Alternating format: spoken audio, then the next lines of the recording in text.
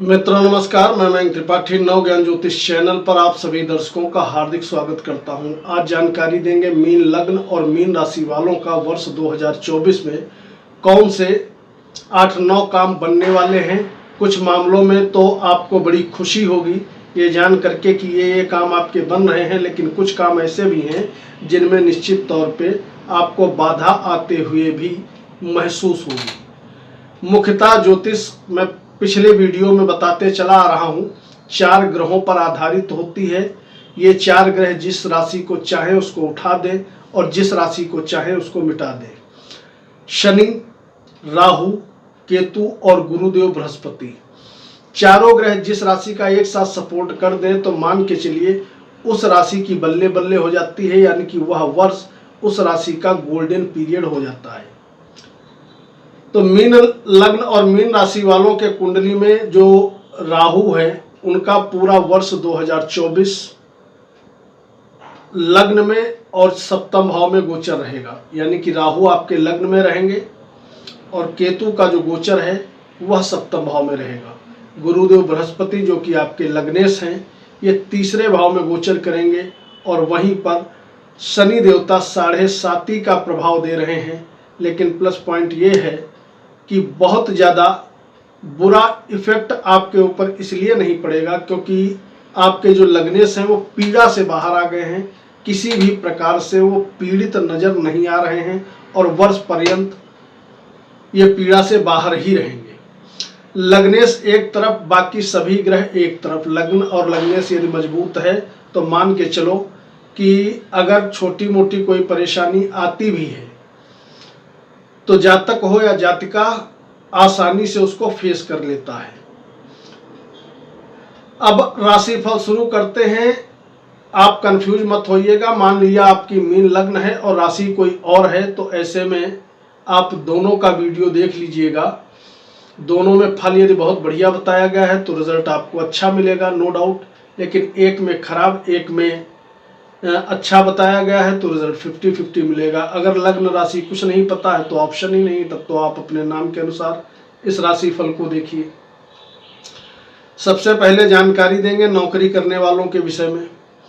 तो भैया आपके कुंडली में लग्नेश भी गुरुदेव बृहस्पति होते हैं और वहीं पर जो कर्म का जो भाव है वह भी गुरुदेव बृहस्पति के अंतर्गत ही आता है। तो इसका मतलब ये रहा कि कर्म भाव तो आपका बड़ा मजबूत होने वाला है क्योंकि गुरुदेव बृहस्पति 1 मई 2024 से कर्म भाव पे अपने ही राशि पे ये दृष्टि मारने वाले हैं। जब ये अपने ही राशि पे दृष्टि डालेंगे तो मान के चलो बहुत सुंदर समय आपका शुरू हो जाएगा। सुंदर समय इसलिए शुरू हो जाएगा क्योंकि गुरुदेव जैसे ही यहाँ पे दृष्टि डालेंगे तो जो लोग नौकरी कर रहे हैं उनकी नौकरी बढ़ जाएगी। बढ़ कैसे जाएगी? तनख्वाह या तो बढ़ेगी या प्रमोशन के योग बन जाएंगे। पूरा वर्ष जो आपके सीनियर हैं निश्चित तौर पे मान के चलो कि वो आपका सपोर्ट करते रहेंगे।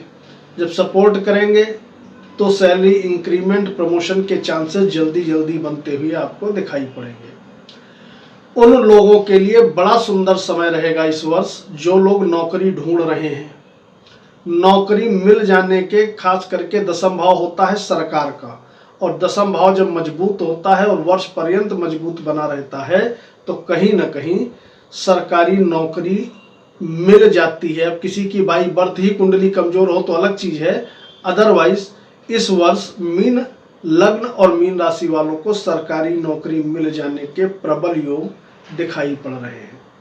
लग्न पे राहु का गोचर रहेगा तो हो सकता है इस वर्ष आपको मान सम्मान ज्यादा ना मिल पाए क्योंकि गुरु बेशक पीड़ा से बाहर आ गए हैं, तृतीय भाव में हैं, लेकिन लग्न पर जब पापी ग्रह का गोचर रहेगा तो और कुछ नहीं करते हैं राहु, कहीं ना कहीं कन्फ्यूजन, भ्रामकता की स्थिति उत्पन्न कर देते हैं।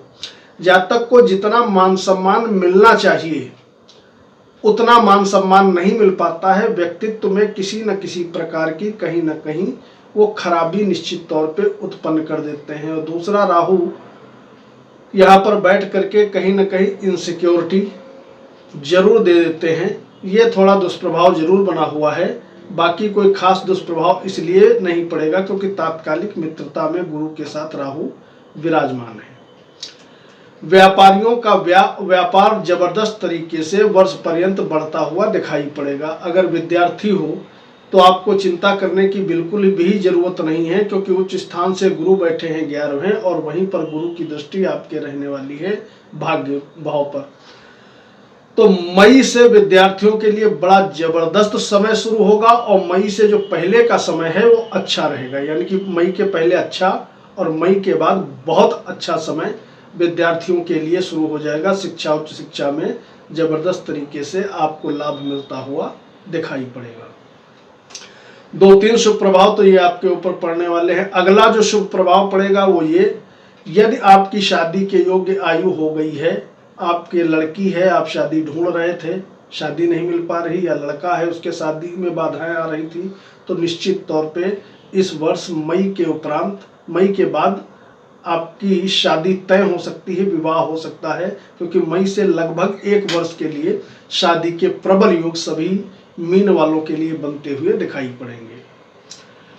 अगला शुभ प्रभाव यह मिलेगा कि इस समय, इस वर्ष 2024 में भाग्य प्रचंड रूप से वर्ष पर्यंत आपका साथ देता रहेगा, दैवी कृपा बनेगी। और मैं अक्सर वीडियो में बताता हूं कि यदि लग्न लगने से मजबूत है और साथ में दैवी कृपा बन जाए, यानी भाग्य का सपोर्ट मिलने लगे, तो जातक हो या जातिका जो काम करता है वह काम कम परिश्रम में बहुत अच्छा बनता हुआ दिखाई पड़ता है। तो आने वाला जो वर्ष है उसमें आपका भाग्य प्रचंड रूप से साथ देने वाला है।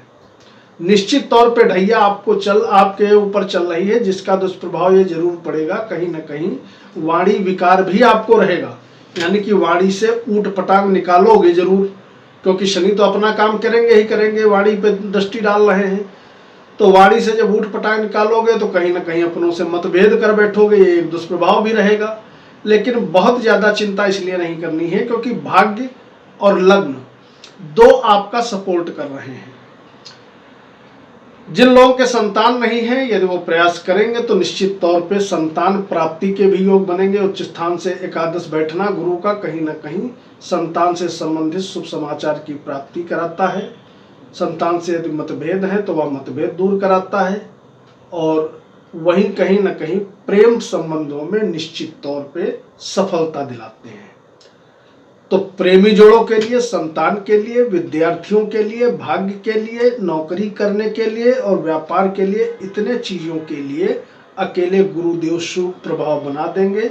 लेकिन ध्यान रखिएगा, मई में 1 मई के बाद से, 1 मई से पहले समय खराब नहीं है, लेकिन बहुत अच्छा समय मई के बाद से आपका शुरू होने वाला है।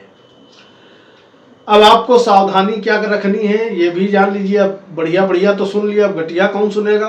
तो भैया केतु आपके 7वें भाव में, 7वां भाव होता है मारक स्थान। अष्टम भाव का व्यय है 7वां भाव, यानी कि जो आयु का व्यय कर दे वो है 7वां भाव। पत्नी या पति का है 7वां भाव। यहाँ पे केतु बैठ करके जब 7वां भाव जागृत करेंगे तो पहली सावधानी आपको ये रखना है, अगर गाड़ी मोटर खुद चलाते हो, गाड़ी वाहन कोई भी सेल्फ ड्राइव करते हो, तो थोड़ा स्पीड स्लो करके चलाइएगा, धैर्यपूर्वक चलाइएगा, अन्यथा चोट चपेट लग जाएगी। दूसरी चीज, पति पत्नी में थोड़ा कलह उत्पन्न करने से बचिएगा, क्योंकि वाणी दोष बहुत ज्यादा मात्रा में रहेगा, तो कहीं ना कहीं वैवाहिक जीवन में हो सकता है नोक झोंक की स्थिति उत्पन्न हो जाए। और यह संभावना तब और ज्यादा बन जाती है यदि आपकी राहु की या केतु की दशा चल रही है। अगर इनमें से किसी की दशा चल रही है तो मान के चलो आने वाले समय में वैवाहिक जीवन में नोकझोंक उत्पन्न हो सकती है। अगर दशा नहीं चल रही है तो आपको घबराने की जरूरत नहीं है, गाड़ी घोड़ा संभल करके चलाइएगा। बात करें आमदनी कितनी होगी, तो आमदनी का मालिक आपके कुंडली में बन जाता है शनि देवता, और ऐसा शनि देव बैठा है आमदनी के भाव से दूसरे, खर्च भाव में जरूर है, लेकिन अगर आमदनी के भाव से, इच्छा पूर्ति के भाव से आप काउंट करोगे तो इच्छा पूर्ति के भाव से दूसरे बैठे हैं। आमदनी ये कराएंगे नो डाउट, लेकिन चूंकि ये खर्च भाव में बैठे हैं तो लग्जरस लाइफ जीने पे या हो सकता है मकान वगैरह आप परचेज करने पे अपने धन का व्यय भी करो। यात्राएं भी आपकी हो सकती हैं, क्योंकि यात्राओं का बड़ा सुंदर समय चल रहा है। वर्ष पर्यंत यात्राओं के तो प्रबल योग बने हैं। एक तो एक शनि योग बना रहे हैं, दूसरी तरफ गुरुदेव भी योग बना रहे हैं। तो जो लोग देश विदेश जाना चाहते हैं, समय उनके लिए सुंदर है, आप जा सकते हैं। निश्चित तौर पे आपको सफलता मिलेगी। जो लोग शेयर सट्टे से जुड़े हैं, क्योंकि इसके कमेंट अक्सर आते हैं कि कैसा रहेगा साल, तो भैया जो लोग शेयर सट्टे से जुड़े हैं उनके लिए पूरा वर्ष, चाहे लंबे समय के लिए निवेश करते हो या शॉर्ट ट्रेडिंग करते हो, बहुत बढ़िया बना हुआ, कहीं कोई दिक्कत नहीं है। सावधानी इतना ही रखनी है कि गाड़ी संभल के चलाना है। थोड़ा बार बार मैं इसलिए बता रहा हूँ, वाणी पे बहुत नियंत्रण रखिएगा, वरना परिवार से नोकझोंक निश्चित तौर पे हो जाएगी। ओवरऑल सभी क्षेत्रों में आप विजयी होंगे। उपाय स्वरूप ओम ग्राम ग्रीम ग्रौम सह गुरुवे नमः इस मंत्र का रोज 108 बार जप करिएगा। इससे और भी ज्यादा अच्छे फल मिलेंगे। और यदि समय निकाल सकते हो तो एक बार बजरंग बाण या हनुमान चालीसा का पाठ आप करते रहिएगा, ताकि शनि जो वाणी दोष दे रहे हैं वह आपका समाप्त हो जाए। कमेंट बॉक्स में जय बजरंग बली जरूर लिखिएगा। मयंक त्रिपाठी को अनुमति दीजिए। नमस्कार।